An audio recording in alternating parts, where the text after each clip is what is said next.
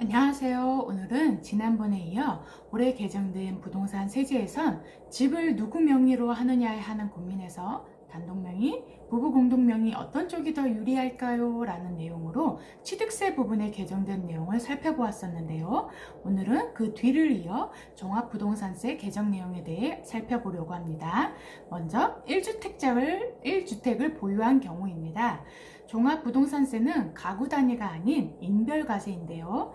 종합부동산세는 시세가 아닌 공시가격, 기준시가를 기준으로 과세하게 됩니다.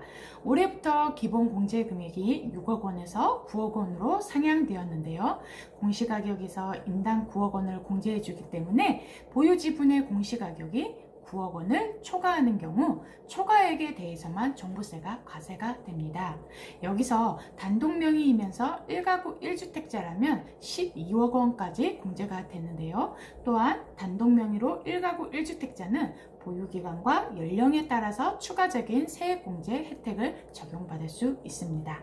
공동명의라면 본인 소유의 지분의 공시가격에서 9억 초과분에 대해서만 과세를 하게 되는데요. 따라서 반반 공동명의의 경우 공시가가 18억 원까지는 종부세가 부과되지 않습니다. 공동명의의 경우 단독명의에 비해 기본적인 공제액이 크기 때문에 통상 공동명의가 더 유리할 수 있지만 공시가가 18억 원을 훌쩍 넘는 초고가 주택은 세액공제의 세부담 절감 효과가 더 클 수 있습니다.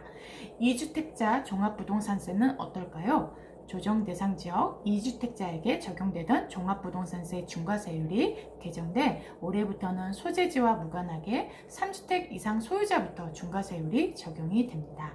따라서 작년까지는 2주택 모두 부부 공동명의에 보유하고 있다면 배우자 모두 중과세율이 적용되어 각각 단독명의로 보유하는 것보다 불리한 경우가 있었는데요. 올해부터는 공동명의로 보유하더라도 기본세율이 적용됩니다. 다만 1인당 9억 원을 초과하는 경우 부과되는 세율은 누진세율로서 초과 금액이 높을수록 높은 세율이 적용이 됩니다. 따라서 부부 공동명의로 취득하는 것이 가장 종부세가 적게 나올 수 있습니다. 3주택 이상을 보유하고 있다면 주택 공시가 합계액이 일정 금액 이상인 경우 종부세 중과세율이 적용이 되는데요. 따라서 3주택을 배우자 일방이 단독으로 보유하고 있다면 배우자에게 한 주택을 증여함으로써 중과세율이 적용되지 않을 뿐만 아니라 9억 원의 기본 공제를 추가로 받을 수 있습니다. 만약 3주택 모두 부부 공동 명의로 보유하고 있는 경우 금액에 따라 모두 중과세율이 적용될 수 있기 때문에 2주택을 보유하고 있는 가구라면 3주택 취득 시 중과세율이 적용되지 않도록 명의와 지분 설정이 반드시 필요하겠습니다.